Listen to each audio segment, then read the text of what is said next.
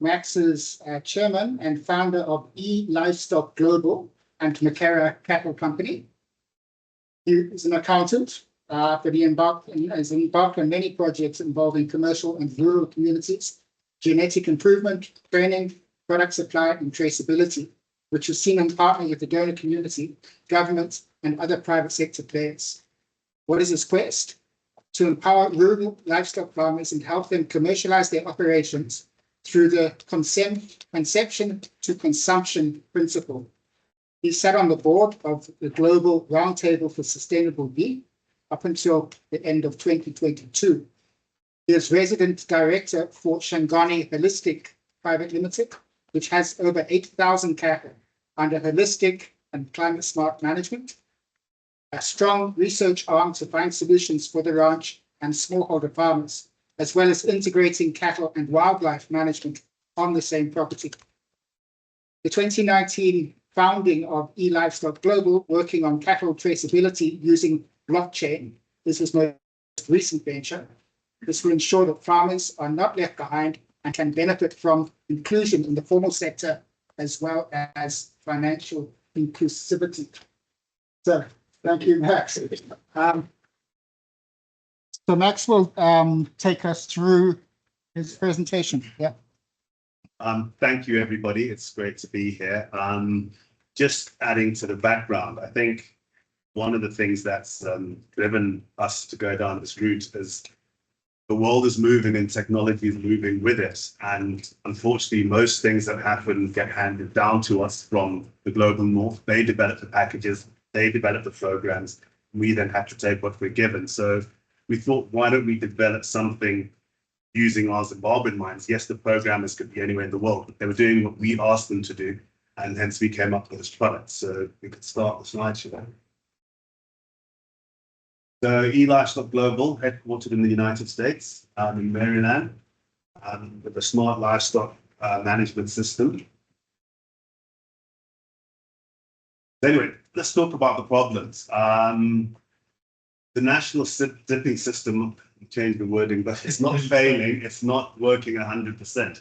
Failing could get me into trouble, which leads to high disease outbreaks such as JD theileriosis, causing significant financial losses for farmers. I think I'm going to concentrate on the financial inclusivity and the financial side of things. I could, after this is over, perhaps give a demonstration of the app and how it actually works. But, you know, we have limited insurance options, lack of traceability. Obviously, the insurance industry wants to offer affordable risk-based livestock insurance to farmers, but they can't because they don't know how to identify one animal for the next, and how to keep it in the digital record. Restricted access to financing, obviously, we all know. I'm grateful to have the Reserve Bank of Zimbabwe here. We have a collateral registry. We have livestock allowed to be considered collateral by law, but we don't have livestock able to be collateralized because of the lack of traceability. And the barriers to the smallholder farmers is they no longer have skin in the game. They rely on handouts. They rely on donor aid. They rely on government giving them with their systems, which if they could borrow themselves, the government would have more money to use for other purposes while still growing the same products. And then obviously access to niche markets. Inadequate traceability systems in Zimbabwe prevent farmers from accessing high-value niche markets such as organic, off-felt beef, limiting their ability to meet international trade standards, capitalizing global demand for premium well-reared beef. Next slide. On that, it's very interesting. Zimbabwe is one of only 4 countries in Africa that has duty and tariff-free beef quotas into Europe and the United Kingdom. 4. We could land meat in the United Kingdom cheaper than Brazil, and there is a demand for our meat. But without a traceability system, you can't export. And that's one of the solutions that we've come up with and one of the problems we're trying to solve. So, next one, please.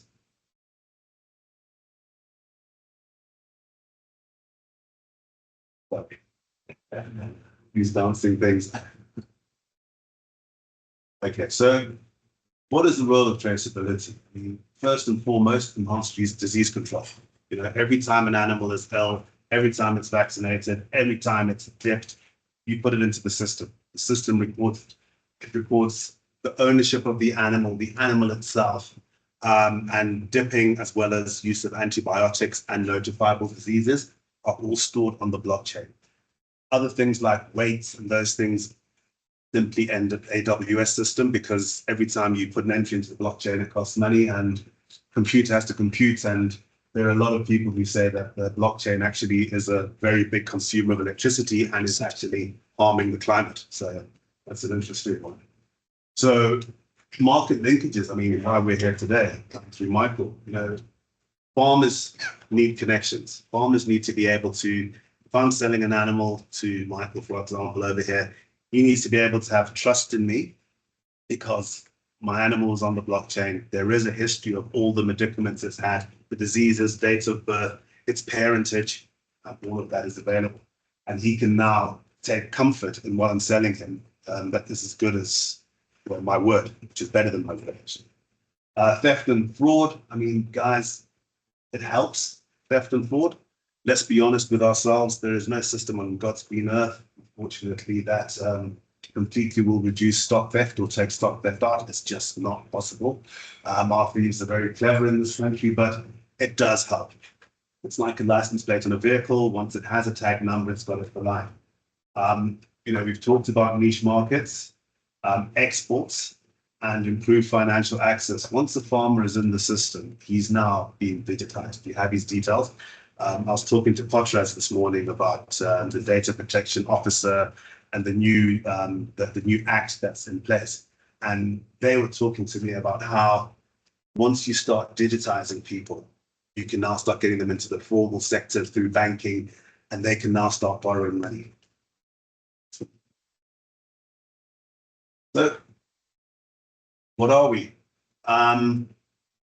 We're a company that has come about because of a lot of experiments that happened from 2015 to 2019, where traceability was looked at, but, and for want of a better word, not the best system was being used. And so we thought, how do we come up with a system that will help the farmer and vets and the whole industry? And we started at the very bottom, because we said, who's the lowest common denominator? That's the person who's got to be our best customer. And the lowest common denominator for us was the smallholder rural farmer. That was the person, if we could satisfy their requirements, we can integrate upwards. And we teamed up with MasterCard in New York, and they actually said to us, if we can find a solution that can work in Zimbabwe with the smallholder farmer, it'll be very easy to replicate the same system in the first world. So again, data-driven decisions. Farmers, a lot of farmers at the moment have the ability to go and see cattle, make a decision, which is all good and well. Some of them have records on Excel spreadsheets, but this provides a wonderful system whereby you can just put a tag number into the app, and it'll tell you about that animal, when it was born, when it was last dipped, its color, its tag number, if it had a previous tag number in terms of, some people may have 2 different tag numbers for their cattle. You can put the old tag number in, you weigh the animals as well within the system. You can see the last time it had a vaccination, you can see the disease. So that we enhance productivity and foster traceability to compliance at 1%. It's financial inclusion for farmers. Obviously, traceability and compliance. I'm glad to see we've got our friends from the Mercantile Exchange sitting at the top there. You need a system that can prove ownership of an animal. Proving ownership of an animal is very important, whether you're talking about the police, whether you're talking about the veterinary department, or banks. You need to know who owns the animal, where should it be, where is it registered. This is the compliance that we talk about. We're talking about, has it had its dipping? Has it had foot and mouth vaccination? If it has had one, has it moved within the 12 months that it shouldn't be moved? Market access, you now have a database where there are lots of animals, lots of farmers sitting in there, and you can buy and sell. One of the things the app does is, the system in Zimbabwe, you have to have a veterinary officer approve the transfer of, but you have to have a veterinary officer approve the change of ownership. This system accounts for that. So if I want to transfer an animal to Michael and I've taken him through the process of showing it to him, I then have to say I'm transferring it to his unique blockchain addressed farm and the tag numbers of the animals. Someone from the veterinary department, the official, then goes into the system, pulls up the record, which has all the tag numbers of all the animals and the farm they're coming from, the farm they're going to, and he can click on any animal to get its dipping history, and then he can tick yes to say yes, it can go, or no, it can't go. If he says no, the animal can't be transferred. It's as good as not being given the movement permit. If he says yes, he'll obviously still do his manual movement permit, but the system only allows change of ownership through the existing system. So you won't have a situation where I'm selling cattle to Michael and we're traveling at night and they go from Zimbabwe to Dotito. We won't have a situation like that happening. The animals will have to go through the correct system, because once they're picked up and scanned in Dotito, they'll say these animals shouldn't be here. They should be down there in Zimbabwe. So that system will pick that up dramatically. Market opportunities. Look, I think if a farmer, and I'm talking back to the smallholder farmer, I know we've got good, commercial farmers here whose product is always guaranteed, but a smallholder farmer who can prove his dipping records, who can prove he's looked after his animal, you can see that this animal has been residing within a green, what we might call a green zone. It hasn't been in a foot and a half area. I believe that should give the farmer a greater price at market. And for those animals that have been in a red zone, haven't been dipped, they shouldn't be getting the same price as somebody who's actually taken the time to look after his cattle. And again, as we say, it's real-time data for decision making. You can move. As a farmer, you know what you're doing, you know what your animals, you can buy, you can sell, you can talk to other farmers. You can be sitting in Harare, and this is one of the things which is absolutely ridiculous. You could be sitting in Harare and your staff do a stock count of your cattle using a scanner. It'll tell you which animals should be there first of all. It'll then tell you, for example, if your cattle manager has stolen 10 cattle and slaughtered them and has borrowed 10 from his neighbor, and to make the number 100, it'll tell you we counted 100, but of those 100, 10 of them are not yours. And these are the tag numbers, the ones that aren't yours. It'll also tell you these are the 10 animals yours that weren't counted, because everything is stored by her. Next slide, please. So pretty straightforward. How does it work? You have a tag. I have tags in here. Simple RFID tag. Okay. It's got a filament in it, and you have a scanner, which you then use to scan this tag number. When you scan the tag, it transfers the data to your mobile phone on which the app resides. This is both in iOS and Android, so we don't have an issue with compatibility with either system. Now, we realize that these scanners are very expensive, and for a smallholder farmer, it's not going to be the easiest thing to do. So what we've done is there's a QR code on the tag. At the moment, that takes you to the company website. The next iteration, when the developers in January, February do the upgrades and the new developments that we need on the system, this will just be the tag number.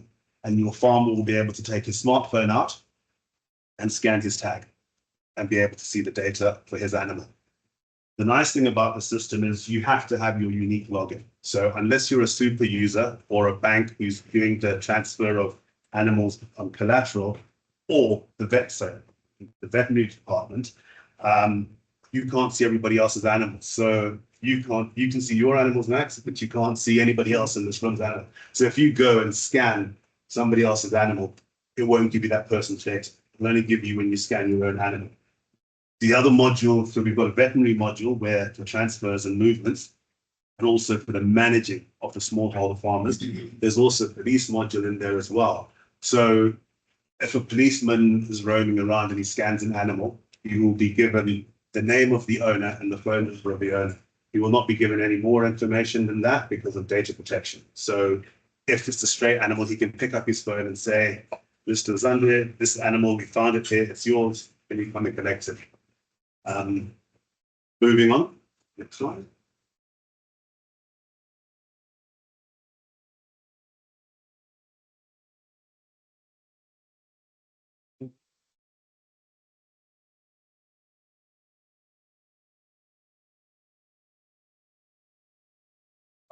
Right, exit.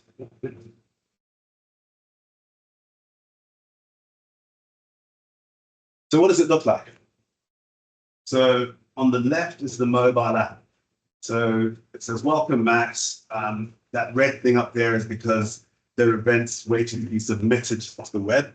The way this works is that we understand that connectivity isn't everywhere in the country. So if I'm sitting in the middle of Masembura and there's no network signals, I can still work, I can still dip my animals, I can still do a stock count, I can still vaccinate my animals, put all that data into the system. All it will tell me is I'll get a red thing saying submit events pending submission. And then when I get to an area where there's network, be it Net1 or Wi-Fi or Econet, I just press submit events and the events go up. Very small burst. It was built to not have 10 minutes of upload time. Small. Second, we worked on this programmers in Slovenia worked on 1 million transactions in a 5-second period. The system should be able to transfer that. Down there, obviously, you can check an animal's tag number. You can either put the number in manually or you can scan it. Of course, you're logged into your farm, so it's only your animals that you're seeing. And then, of course, but you can only get that information when you're online. Then, of course, you've got farms. So the way we also developed it is you can have multiple farms. So if you're a farmer and you have, whether you own or lease or whatever it is, several different farms, you choose which farm you're on, and then you deal with the animals on that particular farm.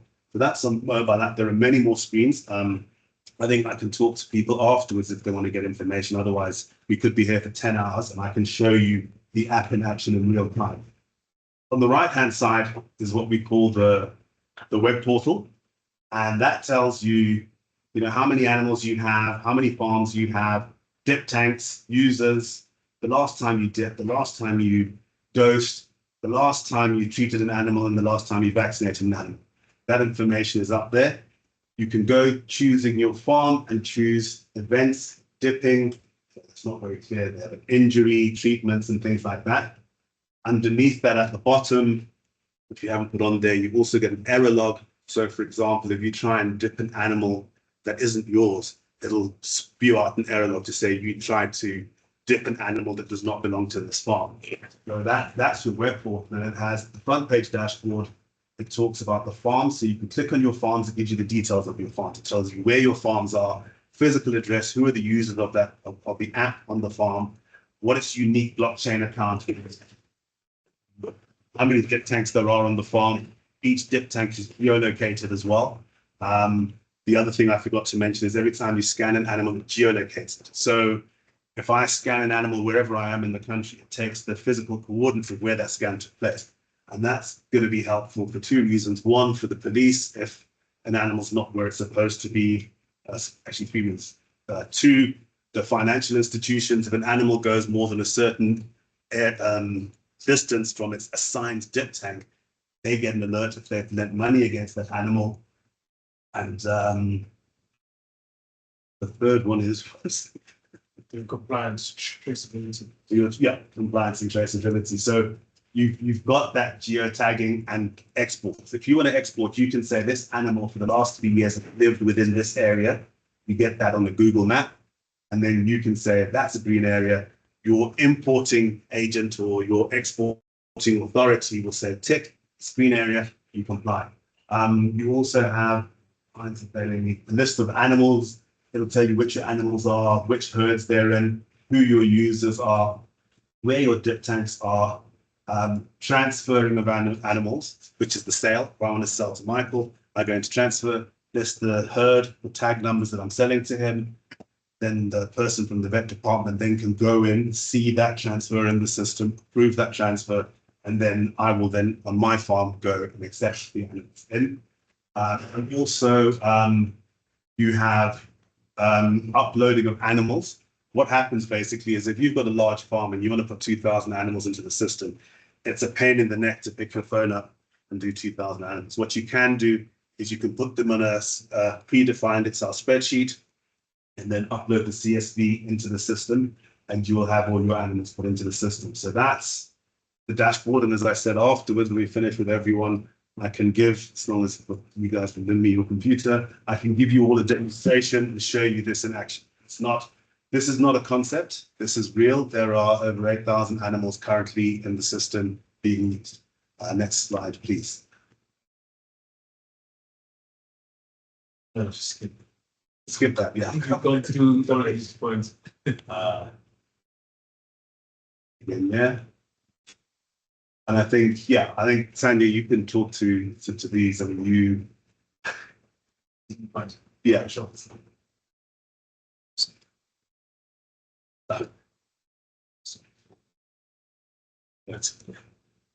So I'll just talk on these few points in terms of why it really matters for the market linkages and also for your financial services.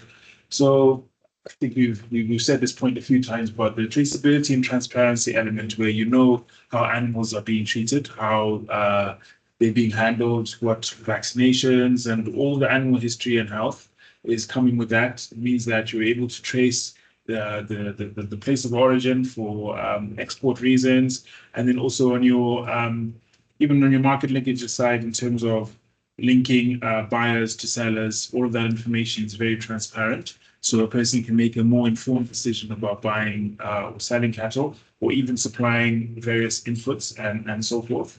And then on the risk management side of things, so you've got your viable records, and then you can do your risk analysis based on the information that's available on those cattle, on its life history, and then the estimates in terms of how much it's actually worth and the value. So if you're doing insurance or you're doing collateralization, then you know how much money you can get back, or you can get as a payout in terms of insurance.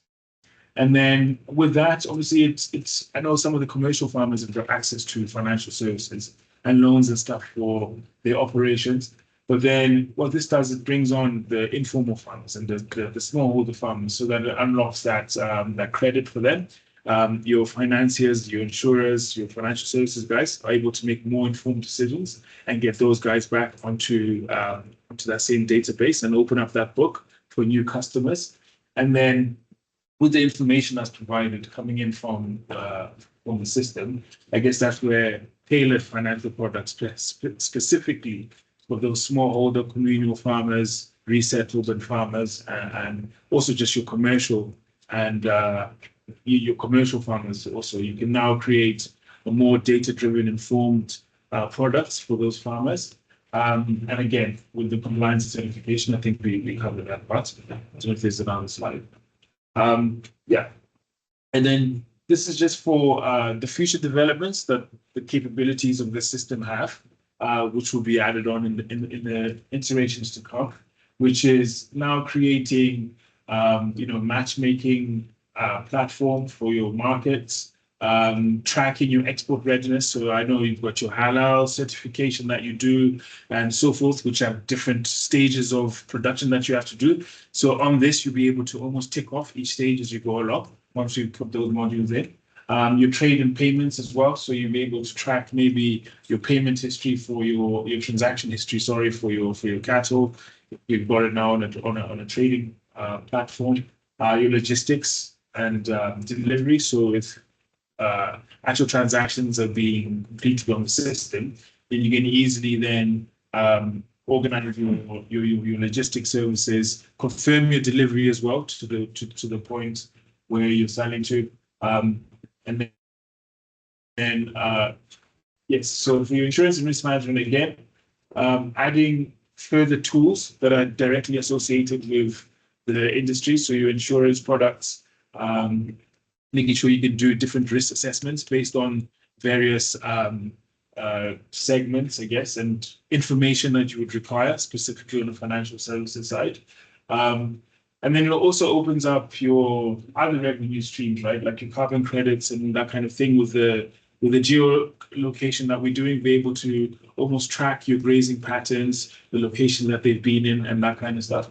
And then a big part of this is also your farmer support. So bringing in more people into the industry so that with people who have a more view of what's going on, right? You're more enticed to invest. So even if you're just a retail investor, you just sitting here in Harare, you want to get involved in farming, you don't have a farm, but there's someone who's doing a project which involves cattle. And they're able to show you all the records of that cattle, the value, the production side. And if they need some investment for them to do something else, then you'll be more willing to do that, seeing as though you'll have all of those records to support that production cycle, right? And then, yeah, on the advanced data tool, now we're talking about various analytics and all the fancy algorithms that you can build with all of the information I'll be feeding into here, because what we have here is all the different information that you can actually record in the system. You've got a wealth of information.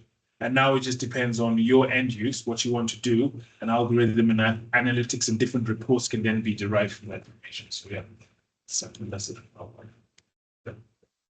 Yeah, so just finally, just to add on, we're talking about analytics and tools. We're currently working with MIT in the US, looking at artificial intelligence.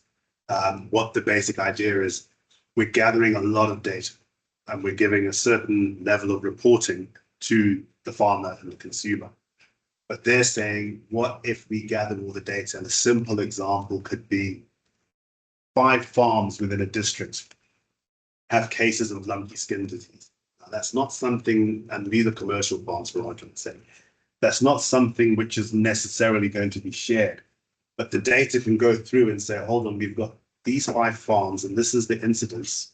We're predicting there could be an outbreak. And that could be in the form of a warning to the farmers themselves to get in touch with their local government vet, so that it can come all the way back and we can monitor diseases that are happening within the country. So AI is the next step. It's already being worked on. It's quite nice being in Africa and doing some of these things, because they then just join in and help you and help out, because they also want to do good. And it doesn't cost a lot of money. And I think that's it. As I said afterwards, if anyone wants a demonstration of the system, I'm quite happy to show it in real time. And thank you very much, Nick.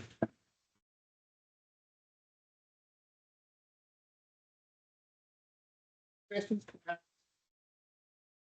Yes, sir. Yeah, thanks. Very interesting. What's the cost? The cost. Very good. So, because we work bottom up, the cost of the tag is $2, and that includes the tag and registration onto the system, and you pay $1 per animal per year. And the reason we came up with that figure is we said, if an animal has a lifespan of 10 years, of 8 years, it'll cost the farmer $10 to have his animal in our system. And that includes, obviously, we put all the data privacy, GDPR, California, POPI, and all those things in there. So yeah, that's the price. And the problem child, as I always tell you, is this guy. And he's very expensive. He's $1,000. The only reason for that is we are working on cheaper ones, is because this guy's ruggedized. He's waterproof. You can drop him in the dip tank. So we thought, let's go for a high-end item at the beginning, so that we're not messing around when they fall in water. But as I said, the future is the QR code on the tag becomes the number of the animal, and you use your phone's camera to scan the tag. Now, that's okay if you're a smallholder farmer with 8 cattle. If you're like some of us, where you're trying to count 8,000 cattle over 2 days, then it becomes a bit difficult. Any other questions for this meeting? So Tony will come to you with the mic, so the online viewers can hear what you say. Oh, okay. Thank you, Mark, for the presentation. And I'd like to hear that you are very much interested in the smallholder farmer. So for now, I would like to know, to what extent have you gone out there with the smallholder farmers? Like, how many smallholder farmers are in livestock and really participating? At the moment, I'll be honest, very few. And the reason for that is it needs, the aggregator of the cattle is the veterinary officer. So we've got a small trial in Goromonzi going on through Alistair Banks, but that's about it. Until such time as we get government now working the system, because it's a commercial system. The objective is We designed it for the smallholder farmer, but we didn't design a national system. Well, it can be a national system. We didn't want to force deep into the system. This is a commercial venture, and we're building our base on commercial farmers. That's where the revenues and profits come. But the smallholder farmer, they all pay the same amount of money. But yeah, when the government's ready, we're ready. Can I add on to that? Yeah.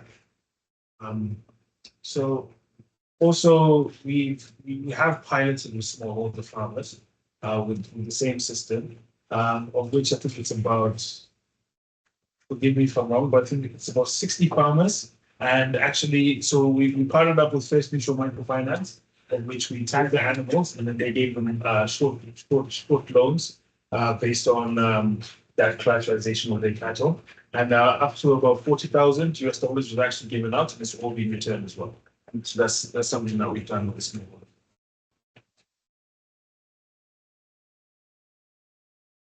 Thanks, mates.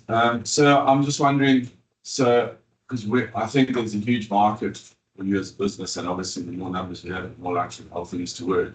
For people like you said, they're not on the farm, they've got 50 cows, and they get the message on their phone, your cows have been counted, all 50 are there. How do you know that all 50 tags are there and have just been scanned, but there's actually no cow attached to them? You don't.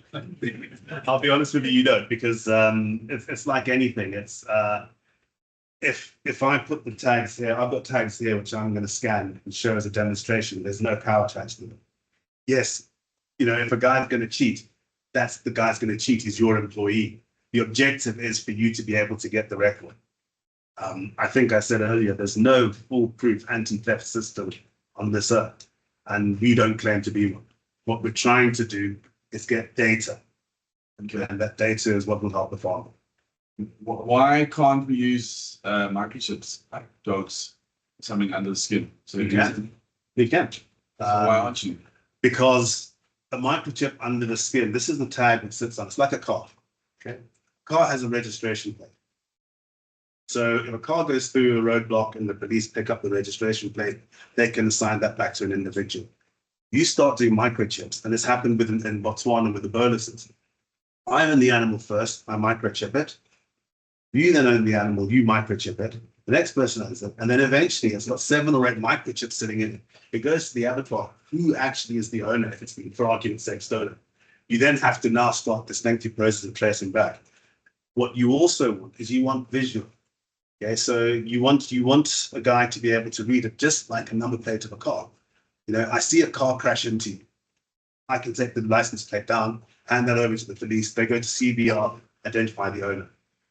If it's like, for example, a car that stumbles into the road, has an accident, and wanders back into the bush, if someone's seen the number, fine. If it's got a microchip and the driver of the car doesn't have a microchip reader, again, you don't know who it is. So what we're trying to do is keep it as simple and as visual as possible. There is a lot of technology out there. We're working with guys in Switzerland on facial recognition. It's ridiculous. Of the cow. Of the cow.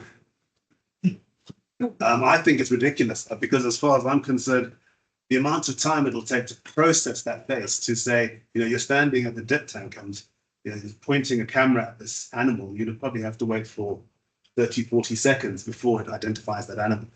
Keep it quick, keep it simple. As I say, we're not trying to reinvent the wheel. Tags are out there, everyone's using them. Sorry.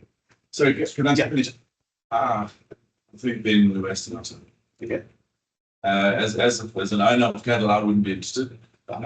So surely you need to go on microchip that lines up with that. And your point about it changing, if it changes hands, that doesn't matter. What you're getting from the microchip or the bolus is a code, a number, and it's recorded. Yeah, that same number, yeah. And that's recorded that has, I've sold it to you, so it's now yours in the system. You don't have to put another bolus in. It's still number 504. But I agree with you, and I accept your criticism, and I take it on board. But what I'm trying to do is trying to create a system which there's a microchip in this thing already. That's all. I'm just saying there's a tag with a number, a readable number. You can then go, if you don't have the ability to read it because your scan is not there or you're not online or whatever the case might be, you can punch the number. There's your 16 digit code. It's No, available to you. For sure, I mean, you need the visual, but then potentially, if we had a microchip that's inserted or a bolus that lines up the tag, it'd still need to be potentially in order to something once a year or whatever, but it's going to make the system very close to what it could. If the consumer's going to pay for it, if you're going to pay for it, I still it. No. But that's the honest truth. I wouldn't pay for this, Mhm. but if you did something like that, obviously, I'm not saying I pay anything, but You'll pay them money. it would be of interest, whereas this would not. Yeah. Okay.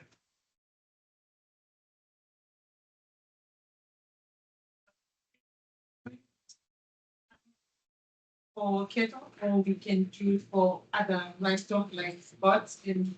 This system is predefined.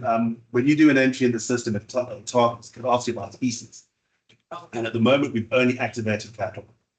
But behind the system is sheep, goats, and pigs. Chickens is a no-no. But you can use those animals, and we'll roll it out as soon as we've got a fully functioning in terms of more usage of cattle. Then we can move to the next animal rather than try and flood the market with everything and spend a lot of time chasing our tails.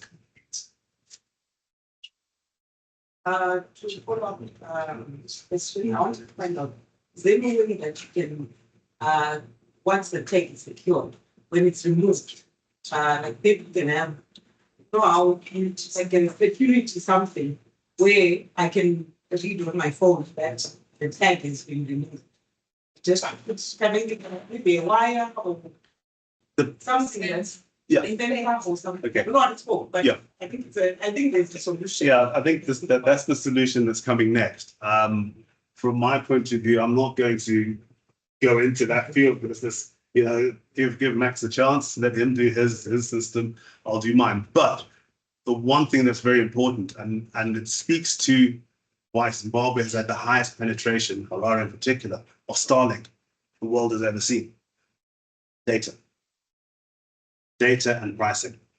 So you start trying to get, whether it's by way of satellite itself, network, SNS network, whatever, every single animal getting some form of foolproof alarm that communicates up to the sky, your costs are going to be high. And what you don't want to do, for us, like I keep it very simple. I tell people, I've built a brand new Honda Fit. Switch the engine on, it works. Its indicators work. It has cruise control. It has air conditioning. It has electric windows. What I want in 5 years' time is to have a Rolls Royce, but not now. You've got to start with a car that is fit for purpose. The chairman of Shangani always talks to me. He's always saying, now this is fit for purpose. Fit for purpose is the ultimate thing. As I said, we're starting off with the lowest common denominator. That is your smallholder farmer. If we start building systems that he can't afford, or she can't afford, sorry, let me not be sexist. If we start doing that, we've lost the battle before we've even started. We've got to keep the price low and allow the benefit to cascade down to the smallholder. Thanks. Thank you very much. I simply want to understand where the data management aspects are, because from the way it looks it's coming with a lot of sophistication in terms of capability. And that tag could potentially be loaded with a lot of information. You are targeting smallholders may not be necessary, but in the long run, there is a huge potential for data that is usable. You mentioned veterinary services, obviously. Some of the objectives are there. But who is managing that data in order to enable those decisions that entail movements, rapid movements, or processing, or losses, or breeding? So each farmer has his own web portal. He controls his data. So he can see when the stock count is done, if their animal's missing, the farmer sitting in Harare, for example, picks up that information. and then deals with it. So the information, the data belongs to the farmer. Okay. And as we update the app, the farmer gets more functionality. It's a bit like WhatsApp. So WhatsApp, we all send each other messages. The data on my phone is my data. Okay. I can delete it. I can read a message. I can decide not to read a message. I control what I do with my data. The data, the fact, I don't think any of us in this room know where WhatsApp keeps its data. We don't need to. That's why we have privacy policies. That's why we have GDPR. That's why we have POPI in South Africa to control the use of that data by third parties. So yes, as we go along, we will improve the system, but the information is in the hands of the farmer. Except in the Karen.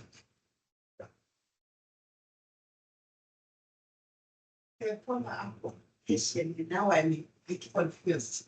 Suppose I'm in abattoir and I would like to buy a cow that belongs to the machine. Yes. Then how do I access this information to say where local is so that a cow which I can buy? So you as an abattoir are not allowed to access information. That's illegal. And under no circumstances can we give that information to an abattoir, which is why we have data privacy laws. If Nyoka wants to sell her animal, one of two things can happen. She can post it to a WhatsApp group, or the usual system now, somebody goes to Nyoka's village and says, is anybody selling cattle? She says, yes. They then buy the animal and it goes through the same process. It's moving from Masvingo to Harare, for example. It has to go to the vet department to allow that animal to go from point A to point B. So she sells the animal to, for example, Max Abattoir. It then goes to the vet department who then do their usual written permit, but also within the system, transfer it to Max Abattoir. Then the animal moves, it's slaughtered. One of the functionalities we didn't finish on, so I'll come to you in a second, was phase 2 is we're going to go take it the other side. Because we've been talking with the International Meat Trade Association in the UK, and we're going to take it the other side where we're saying it covers the life events of an animal until death. What we're now doing is we're saying, like, for example, for a car, a car gets wrecked and it's written off, but some of its parts are usable. For example, the washer blade, it's got a specific number. You want to find out where that washer blade went onto my car. At the moment, you can't do that. But what we're doing is saying, you take the animal from life till death, and then you take the beef, and then someone's sitting in the United Kingdom, and this is truly available. I've seen it in action. There's a barcode on top of a piece of steak, you scan it, and dependent on what information the owner of the cattle has consented to go through, which is why we have the privacy policies. You might have a picture of the guy who reared the cow. And in this world of ours where we've got our millennials and our Gen Zs who want to know where everything's coming from and that they're saving the planet, how great would it be to see Nyoka's steak in the top restaurants in London, and then the Gen Z say, we're helping this. Yeah. So that's how you transfer it. Sorry. I wanted to add on that, Max, in terms of future iteration. So at the moment, that's the basic system that we use, but in the future, we and Nyoka would be able to just submit the cattle that she wants to sell onto the system, just as a general advert. You won't know who it belongs to because all the personal information is actually protected by that blockchain. So all the information that you can see will be available. And once you guys agree to make the transaction, that's when all the other information will be revealed, because then you will go through the privacy agreements and so on and so forth. Then you can make your trade online. But for now, we'd have to go through this scenario to build the resilience and make sure we hit all the points on that element of things. So there's no need then for someone to go physically all the time. Thank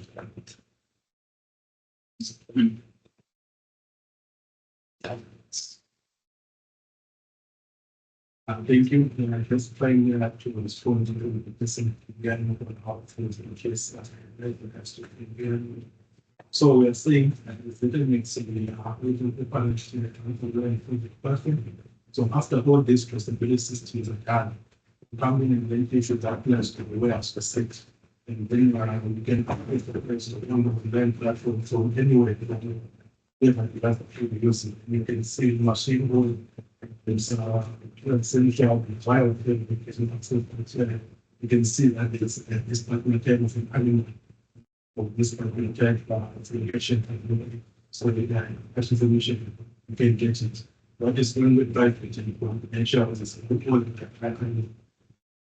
But the rest of the information containing the livestock availability to private agreement.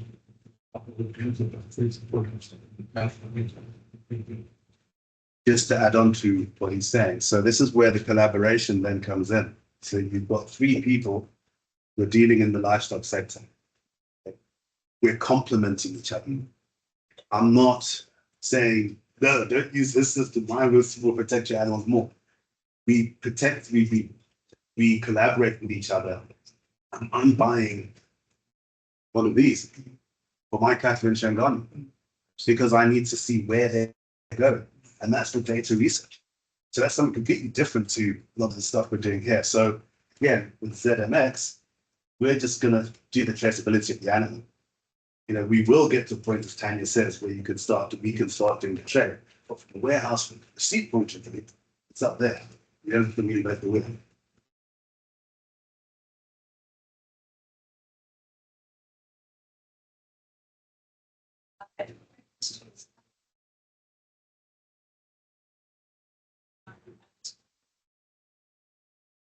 Really not technically small numbers. And I was just thinking, they have a good number of them that still have access to always feature phones if they don't play. They can be accommodated, they can be relocated now from this product. I was also just thinking if any initiatives inspired is linked to digital literacy is concerned, or maybe the assumption is that if someone is smartphone was much they should be able to be used. Yeah, just on that, I mean, you raise a very, very important question, the person with the feature phone. Thankfully, you know, choosing to cogitate and design the system in Zimbabwe, we have probably one of the best in the world systems of aggregation. It's called the dip tank. So commercial farmers have their dip tanks and then have taxpayers and whatever. But the government has a system of 4,500 dip tanks dotted all over his country. If you put the device, the scanner and the cell phone in the hands of the dip tank officer, the smallholder farmer can be part of the system without even using the app. So your next iteration could simply be USSD. All the guy knows, he knows these are my cattle.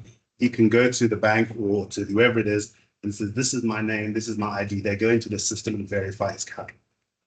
Where the farmer needs to benefit is in the disease management and the health of the animal and the movement of that animal. So to answer that question, they don't have to have a phone because remember, the government has a system of recording every single rural animal. So that's the first thing. Whereas the commercial farmers are under no obligation to report their numbers and their dippings into government, so they can all use smartphones. So that's the first thing. In terms of digital literacy, yes, you know, we signed up to, I think it's a current FAO program where they're talking about digital villages and things like that, where, you know, you want to educate the people if they create these, I think they're called digital villages, where so each village has a communication center or something like that. You can then put your literature in there or train the people there and the farmers can learn about the system there. Again, it's one of those collaborative things where someone else is doing it, that's just working. I hope that answers the question.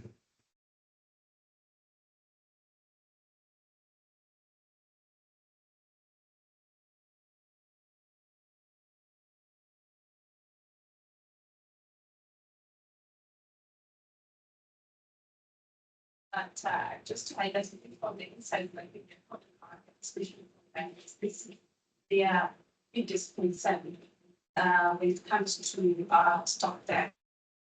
So I think the idea is especially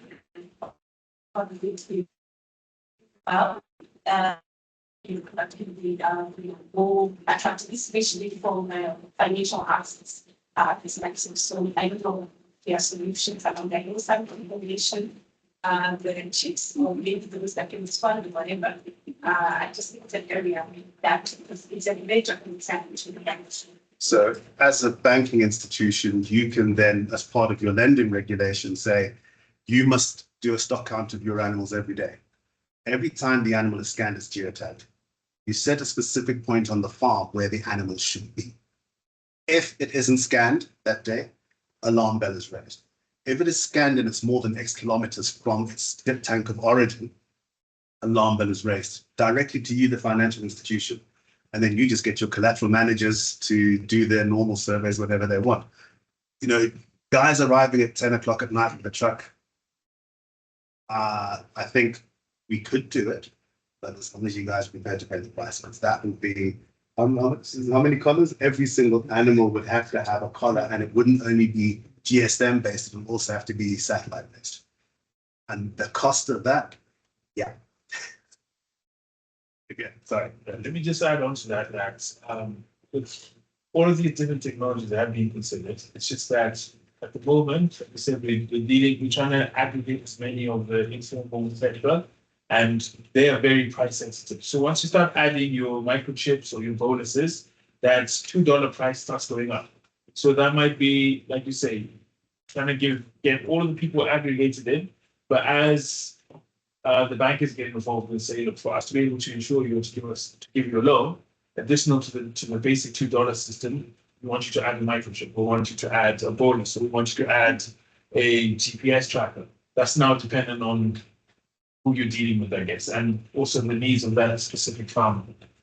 But that price sensitivity of the entertainment sector is why we opted for this one, which kind of covers both.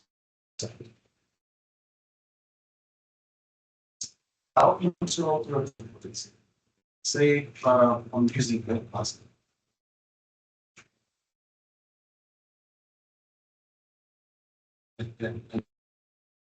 The system.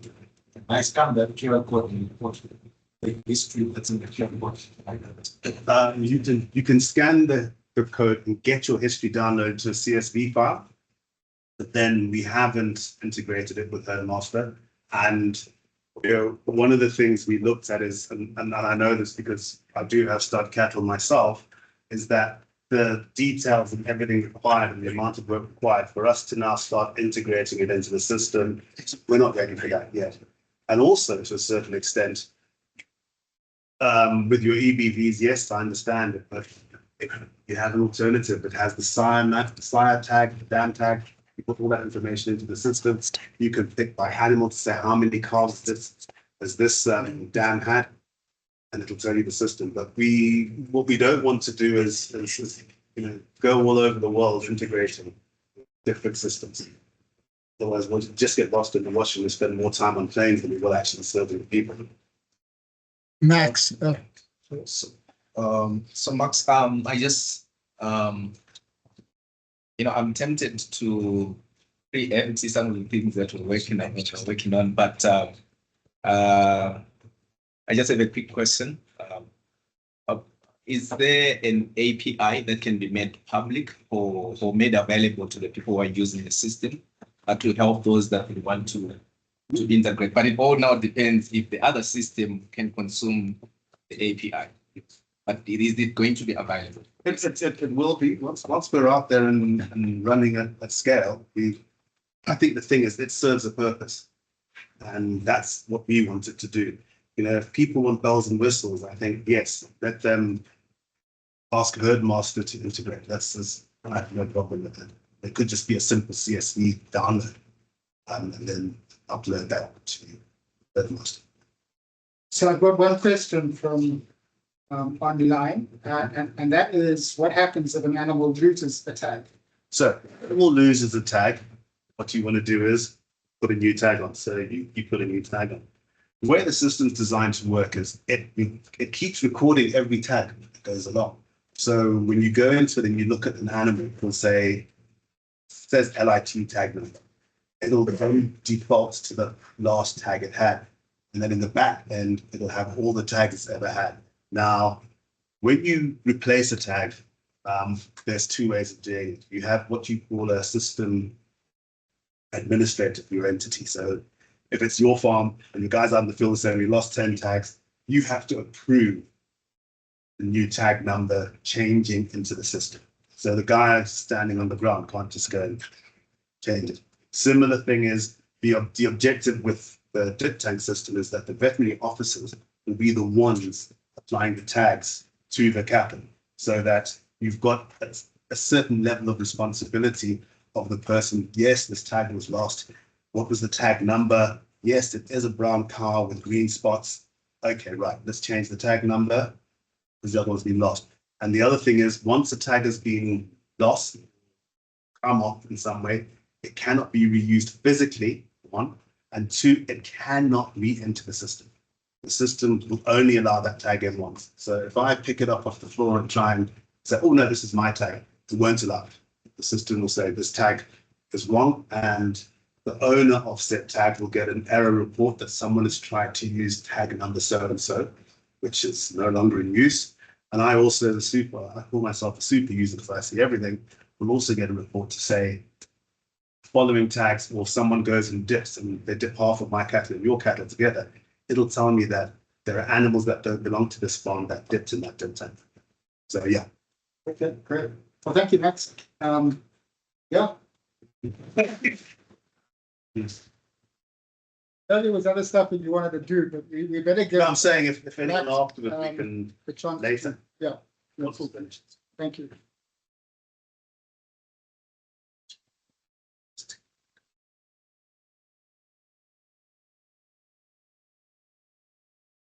So we're going to try and show a video. You'll be able to see it, but if the sound quality is not good, we won't be able to do that. You know. I'm gonna ask you this to see. So just by way of introducing Max, maybe Max, if you could just tell us where you're coming from, what you've been doing all these years, and oh, you want to be first? Okay, so we can do it afterwards. You could be. I'm setting it up so you could be. Oh. Thank you very much for inviting. Yeah. Thank you very much for inviting me to attend this market linkage. It's very exciting that within the agricultural sector, especially the livestock sector, we're not very big really, because I've managed to recognize quite a couple of faces who I've worked with before, and it's very exciting for me to be here. My name is Max Tawanda Uzande. I'm with Max Uzande Consultancy, also being the distributors of the Farm Ranger Livestock Security Collars. Max Uzande Consultancy focuses on livestock and crops on the insurance side of it. However, due to developing and wanting to grow, we've also had to go out to look at other opportunities of whereby we can embrace on new technologies to help with the insurance that we currently have and we work with. And along our searches, we went out and we found a company by the name of Farm Ranger. And are you okay to go through? Yes, I'm ready. Okay, so we'll play the video. We'll try to.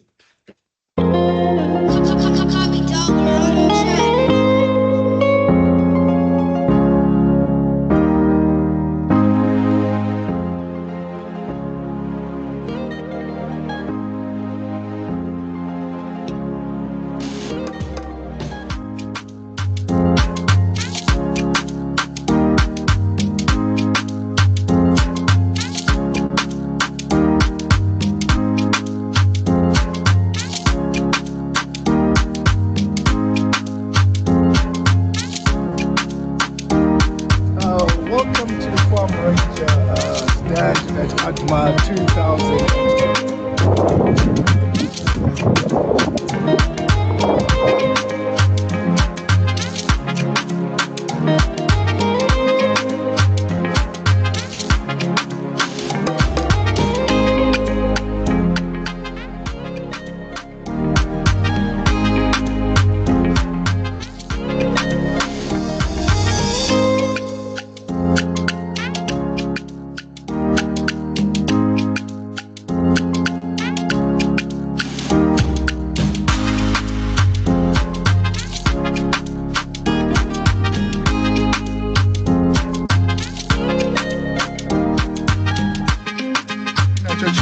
ichi ibhero yokuti haringoita sei haringodambuka. Number 3 chinochajwa nemagetsi. Kana aita zvakadai shoti tiri 1 saka I think as we go on patechi progress ndinge ndakurakidzai kupafoni pamunashe iri nani.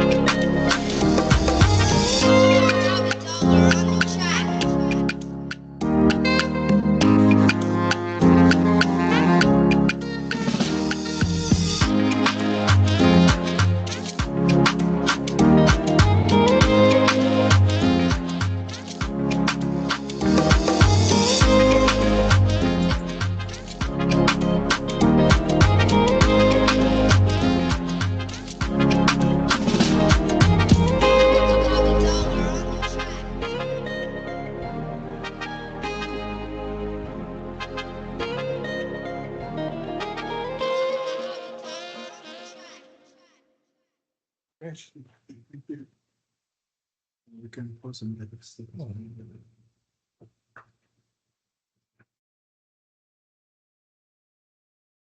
Right.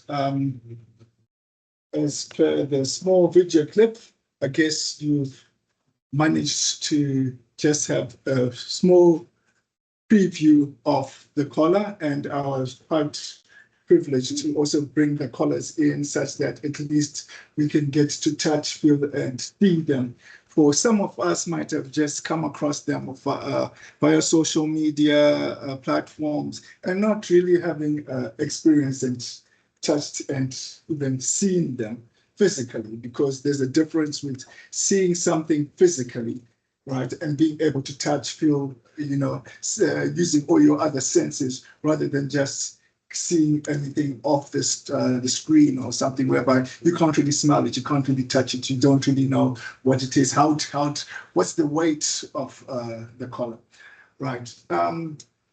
What we're trying to do as much as the consultancy with Farm Ranger, and of course, it won't go anywhere without the help of all you guys here, be it farmers, be it distributors of agricultural produce, be it the Ministry of Agriculture as well, and other tech developers. We will not be able to work by ourselves. So we want the whole agricultural sector, especially within the livestock sector, to be heroes of their head. We need to be heroes of our head. Our economy as well will also grow. How do we do that? I can go through the next. I'll go to the other one first. Next one. So, okay. Right. We have met up with Farm Ranger as much as under consultancy, right? From Farm Ranger, what we did is we combined, because we were looking at a system which will help unlock the value of insured livestock, making livestock bankable during our economy, right? So once we came across the Farm Ranger livestock security collar, we realized that this could be one of the best tools that we could use to help the farmer, the livestock farmer, and to also help the financial institutions, the ones who give loans to those who have livestock, which is insured. The livestock can be sheep, goats, or cattle. Right. So, on doing that, the farmer gets to own a collar. I don't know, there's two different types of collars. There's one there, which I can see, that's yes, that one there. Dr. Shopkins, that is a livestock collar. And the one which I can see just by the director of Minister of Agriculture there, that's for sheep and goats. Right. The one for cattle, one unit monitors a herd of up to 30 cattle. And the one for sheep and goats, one unit monitors a flock of up to 450. How did these numbers all come about? These numbers came about due to herd behavior study. There's a herd behavior study which was carried out by the initial person who was initially started the Farm Ranger collar for over 25 years now. They wanted to, because when they went on holiday, the time they came back, they realized that the sheep were stolen. They had no more sheep. So then they wanted to find out how best can I prevent this for the near future. So what he did is he started monitoring the herd behavior. I as well am one person, after having experience and got to, I've also managed to spend some time doing a herd behavior study on our own herd at a rural home, something which a person would not usually do, but I've managed to sit down and try to understand the movements of the animals as and when during the day. So because of that, they came up with this concept. The Farm Ranger livestock security collars come with a SIM card in it. They use GSM, GPS, and satellite for tracking and monitoring of livestock. Right? So they're also linked with your phone. So there's an application, just like all the new technologies now, things coming with an application which is linked to your phone. Right? So they come in with an application which is on your phone. The application on your phone is linked to the collar. Right? That application linked to the collar, you as the owner of the collar can then opt who else you want to be linked to that application. Reasons being, there might be some incidents or scenarios whereby your phone runs out of battery. You're in an area where you will not be able to get any form of signal or network whatsoever. Right. That means that the next person who you will have identified to also be able to monitor and track with their phone will be having access, that same access which you have. As we speak right now, we've got clients in America who've got their livestock in Zimbabwe, that's Manicaland province, right? Who are monitoring their livestock with their phones, and it being a security gadget, you're not supposed to go out and let everybody know what's happening, right? Because these collars are a security device, which is supposed to help you to monitor and to also help the rest of the stakeholders who are involved with your livestock to know what's going on. So it's something that you'll not go around publicly jumping and stating that I've got livestock tracking on I can track my livestock on my phones. So right now, as we speak, we have in Zimbabwe, we've been to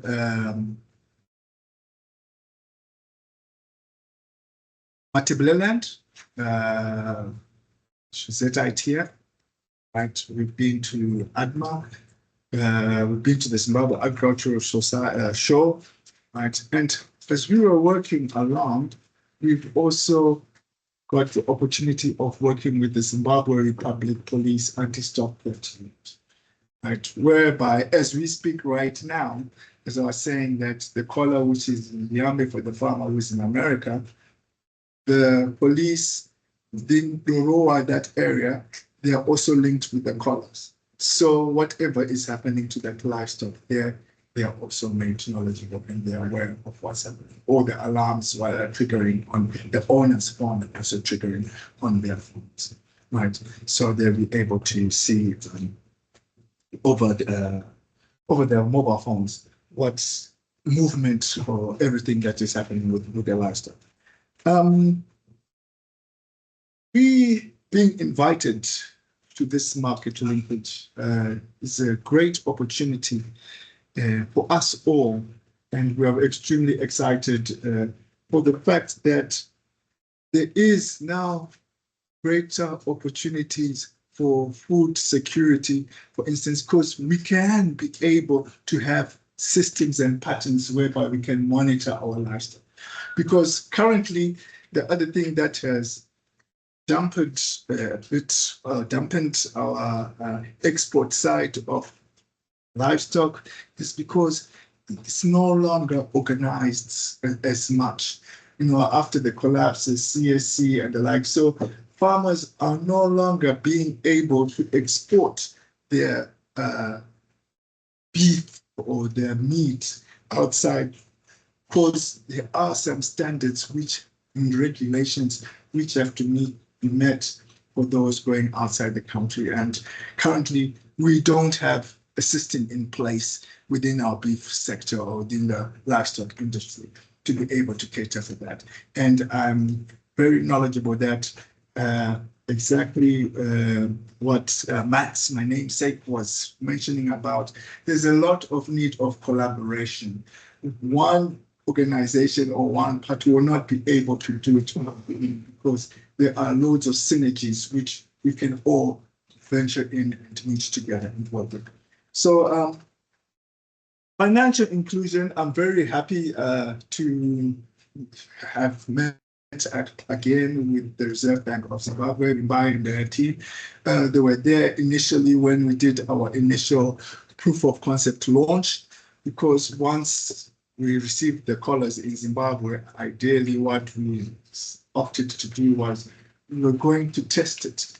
Yes, it might have been existent for 25 years and above, but it was not in Zimbabwe, right? And our conditions are different. So we brought it in and we did a proof of concept testing. And I'm quite also happy to have gentlemen from Cetenex and Dr. Oshio Kunze as well, who attended the event when we did the launch, such that because it was very new. And there has been a lot of upgrades since then, which I'll be also proud to mention to those who initially visited, because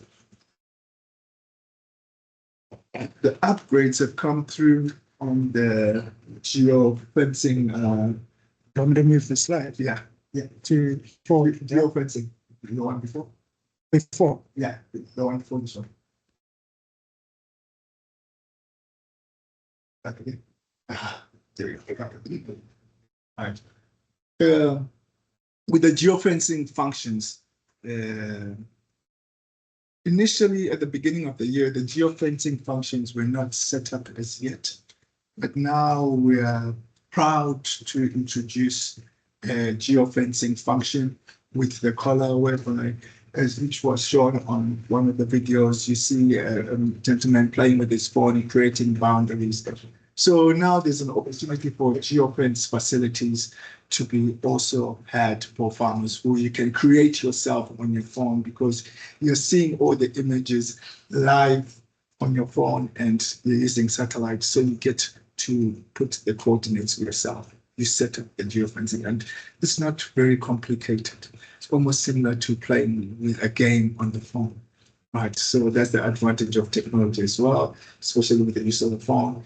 It's very user-friendly, right? It's only that, yes, sometimes some of us are scared or skeptical of quickly jumping into technology, but it does help and it does work. Right. So we have three types of geofence boundaries one can create. One can create a boundary where fence or alarm alert whereby you want to know when the animals come into a designated area, right? Working with the police as well, anti-stock theft unit, what we've done is we've specifically created geofence boundaries on one's crawl, for instance, on the snow communal farms. So on the crawl is when you set up geofence boundaries such that the farmer is alerted when the animals either go in or go out of that boundary. And it only doesn't alert the farmer, it also alerts the police, right? Because the anti-stock theft unit department is knowledgeable and aware of that as well. Right. On the theft side of things, I'm proud to say that since the beginning of the year, when we went to Boera and Chiambe to raid, the number of stock theft cases drastically reduced within that province, in that area, the region where we went to put our livestock separated colonies, which is very exciting. And we were also privileged to be called by His Excellency, the President, to his farm to go and talk or meet up with his farm managers, especially on the livestock side of it, and get to explain and to discuss more about the farm ranger security collar units. Yes, it being His Excellency's farm, there is loads of security measures in place, right, whereby one of the main tasks or main roles for our farm ranger security collar unit is to help monitor and stop predator attacks and stop them. Don't you just go down to the stop there? Okay, next one. Okay. Right, so this is on the stock theft part of it that we've been discussing. When someone is wanting to take away or to steal one of your animals, bearing in mind we have one collar covering a head of 30. Right. So due to head behavior study, the animals all tend to move. If anyone who is not used to the animals or who the animals are not used to comes in to the head, let they be either in a crawl or on a paddock, right? The animals will raise their heads, turn their heads, some ears, even some bring up their tails to just notice that something unusual is not right here. That is what then triggers an alarm to come onto you. Once the alarm gets onto your phone, it's your responsibility as the owner of the collar to go out and see what is happening with my livestock. Now, having a collar instead of a bell, you know where you're going. You don't go out to listen to, am I listening to my bell? Because on your phone, it will show you the exact location of where the alarm triggered. And once it shows you the exact location of where the alarm triggers, it also goes on to show you more as on their movement. Once the alarm triggers, it's showing you, you're seeing that animals are moving and to which direction they're moving to. Right. You can go more on the slides. Yeah, you go down. As you can see, those are the patterns which you'll be seeing on your phone as to the movement of the livestock.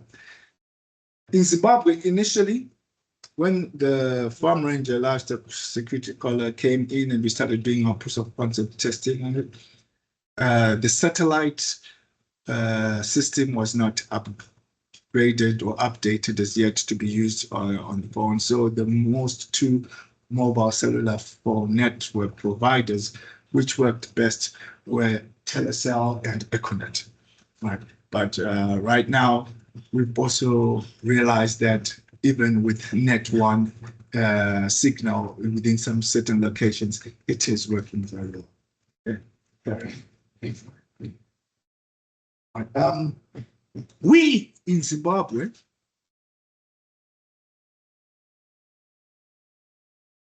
will say it is the first time we are having to embrace this farm ranger technology. However, as I rightly alluded earlier, the units have been out in the market for over 23 years plus. It's not very far away that they're being developed. They're being developed just across the border in South Africa, Stellenbosch. Right? That's where the tech developers are. But we as a country, we have been lagging behind and embracing of technology, and not only on this technology for livestock, right, but technology as a whole. I'll just recap this incident which I came across the last few weeks. I flew to Zambia, right, and upon my departure from Zimbabwe, I couldn't turn my mobile phone for roaming because they said this network provider said there was an issue. When I arrived at Zambia airport, the person that I was supposed to meet up with was not there then to meet me. So I needed to make a call. I went around the whole of the airport trying to look for a convenient public pay phone facility, which I assumed would be found. However, as I went around the airport, there was nothing. I couldn't find anything. Only when I went to the bureau de change to change my money, I asked the lady who was helping me to change the money if I could use a phone to make a call, where I could find a phone facility. But there was no way. She had to lend me her phone to use her phone. So we called with a phone. My daughter who came to pick me up from the airport. And by the time my daughter arrived at the airport, she had to first call the lady phone to know where I am. So basically, in a nutshell, there's nothing existence now as like public pay facilities. Technology is moving, right? It's up to us as to how best are we going to embrace technology, right? Are we going to embrace technology at all? And what is it going to help us? Right? Can I go to the last slide? I think, yes, that one, thank you. Right. Yes, the farm ranger security collar, the one for sheep and goats, costs $150. That's one unit taking care of the bulk of 450 sheep. Right. The one for cattle, one unit taking care of a head of 30, costs $170. On top of that, 150 and 170, there is the annual subscription or monthly subscription, which works out to be called $25 a month. However, with the service providers, the way we're structuring it is either you're paying it every quarter, right, or annually, right, after every 3 months or after every year. Every 3 months works out to $75, and every year it works out to $300. Right.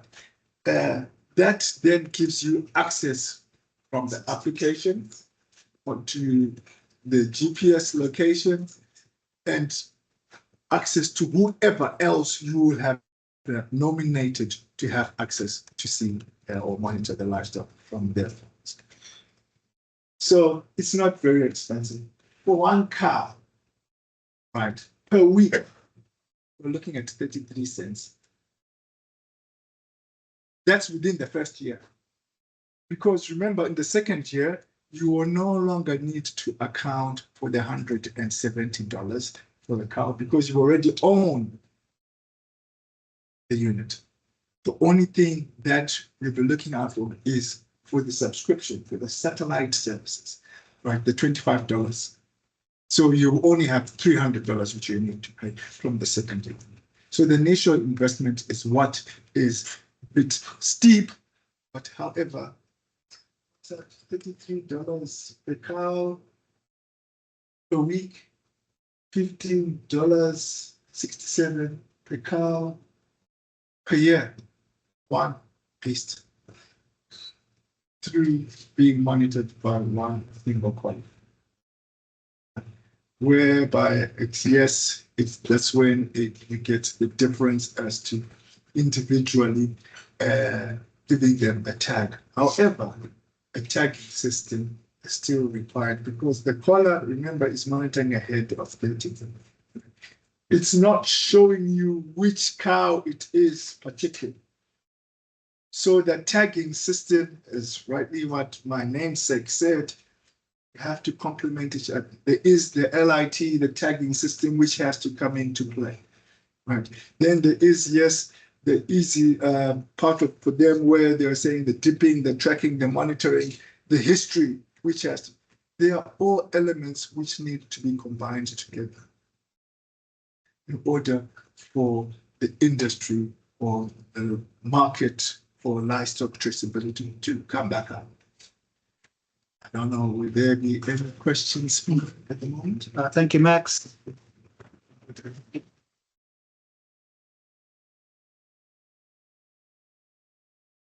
Yeah, I'm just thinking out loud. I know we now have 2 satellites out there, Zimbabwe satellites. Are there any chances of collaboration, working with on probably? I'm just thinking what probably to impact on to let an impact on the cost. Have you thought about it? Most certainly, yes, there would be. However, when the satellites did come through, I'm also a member of a group of intellectuals who call themselves Zimbabwe Agricultural Think Tank. That came into discussion as to what is the purpose for the satellites? What are they meant to serve? So as the government has not come back and officially stated initially that we want the satellites to be able to do A, B, C, D, and E, because already there's index insurance. With the index insurance, that usually also satellite imaging, right? So that is when you come out from the livestock, you also go to crops, but you're all looking at the satellite side of it. Yes, I know that they are trying to work on something, but it has not been revealed that much to us as yet to know what it is that they will really want, the government really wants the satellite to work for. Right? But we as agriculturalists, we're saying, yes, it is important to have the satellite, and we want those satellites to be able to be incorporated within the agricultural sector for the benefit of the farmers. Any more questions? So I've got a question. The systems worked used very extensively in South Africa. Right. In both the commercial and the communal sectors. I saw on the map there, Lesotho was blank. Yes. And Swaziland was blank. Yes, yes. We in Zimbabwe were the first ones to put it in a communal setting. Okay. We did the proof of concept testing in Bowera again, you know, but the other side of Bowera, right inside, is when we started it on a communal setting. It had never been used. The system had never been used for communal settings because their take for the tech developers had been that it's more for commercial, and they had not really looked at opportunities or other opportunities which the collars do bring. Like for instance, with the geofence boundaries on disease control, right, or for crop production.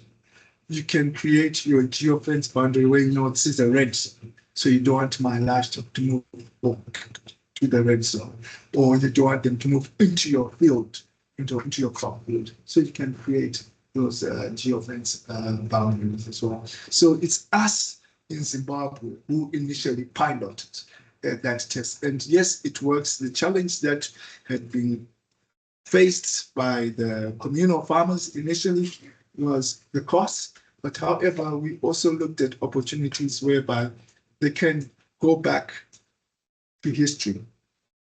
Quite way back in history, they used to have communal cattle crops, whereby in the evening, cattle would come through to the one single cattle crop. Right now, as we speak, some are starting to re-practice that, or they've got a specific area where they're putting all their cattle and they're getting guards to guard that area.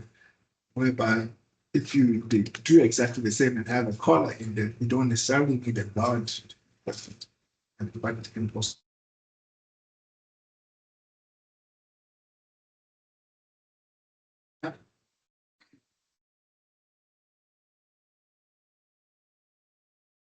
Thank you very much. I'm really pleased that it's a country would move us sort of trying to move us up the ladder of utilization of tools that are compatible with trends that are required internationally.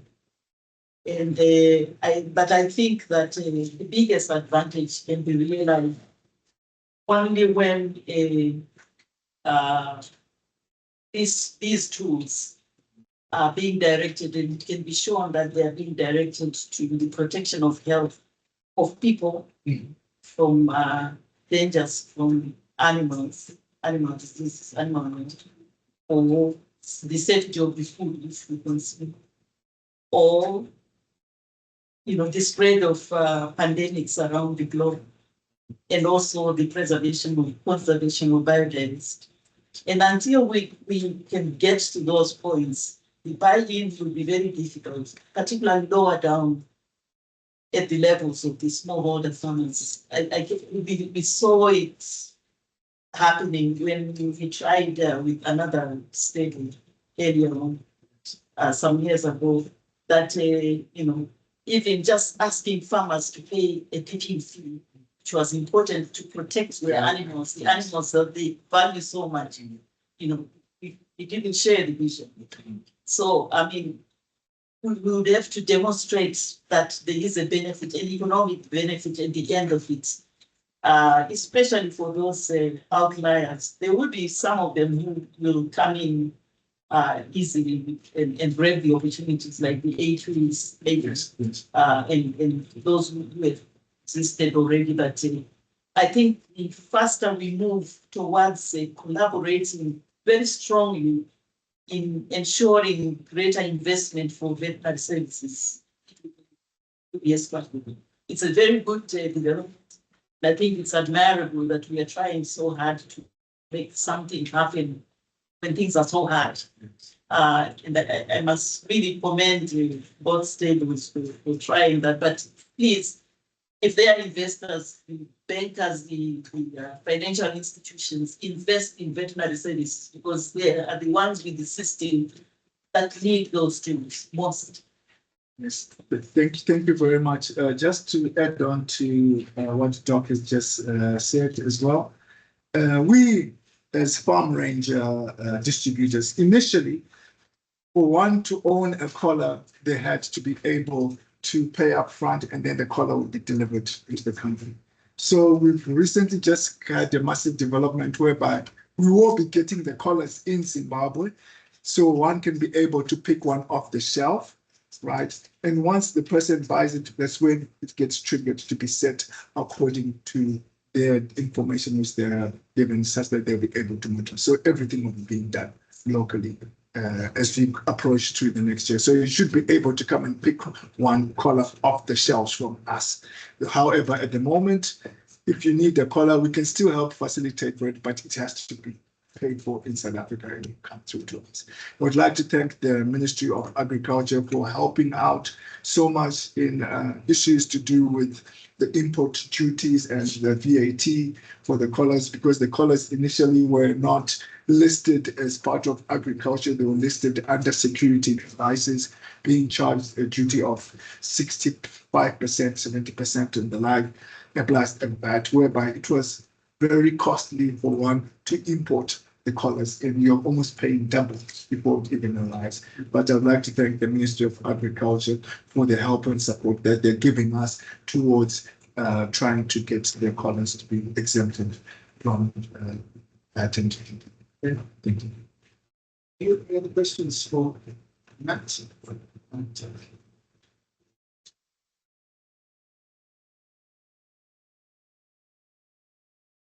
Thank you much for the elaborate presentation. My question is on the traceability. So from the proof of concept, how successful were you in keeping or in confining animals to a geofence when there is no physical boundary?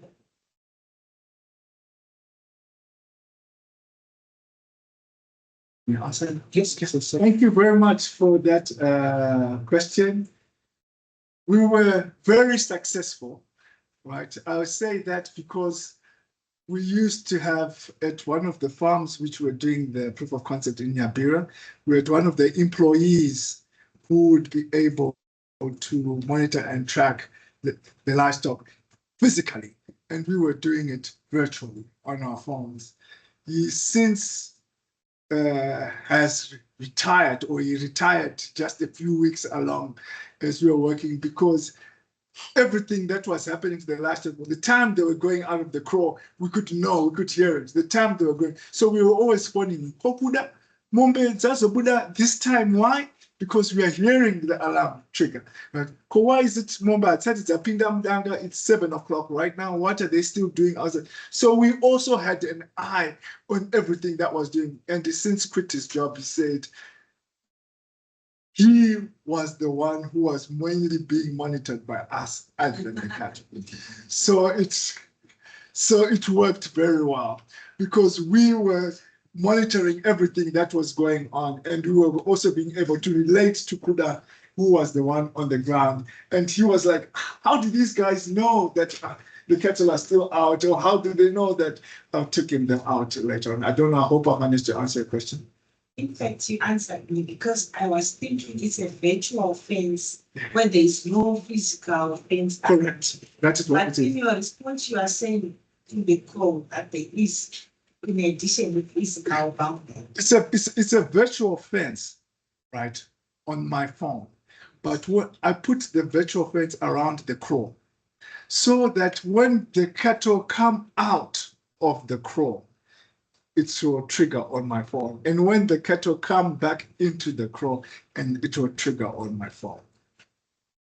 The alarm will register. Okay, so now I'm answered. So it works Correct. In connection with physical boundaries. Correct. It's not just a virtual boundary. No. You can put it where there's no physical boundary. You can put it where there are also physical boundaries. The main reason why we put it on the craw was because we wanted to monitor and manage the times of the cattle going out of the craw and the times of the cattle going into the craw.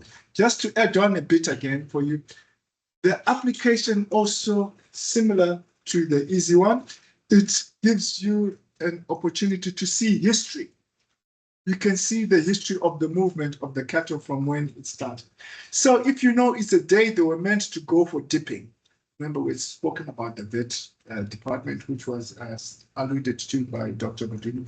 The day they're meant to go dipping, you'll see, did they go through the dip tank or not? Right? Or alternatively, you can set a boundary in front of the dip tank, such that as soon as they come to the dip tank, as they enter in, you get an alarm ringing on your phone to advise you that the cattle have come to the dip tank. Thank you, Mark. Before I retired from the police during the ZITF ECA, we had the demonstration of how this collar works with the unstopped unit. So my phone was connected to the whole system. I think one of the gadgets is in here. You can actually witness them, check this from my phone. It's still connected. Yes. You can see the gadget is here, my phone is here. Correct. So what we did is we connected the gadget and the animals which were within the ZITF, in the trade frame. So we're monitoring from the police stand, we're monitoring whatever was happening from the cattle pens. So one day we had lots and lots of alarms. So if my colleague said, why are we receiving lots of alarms?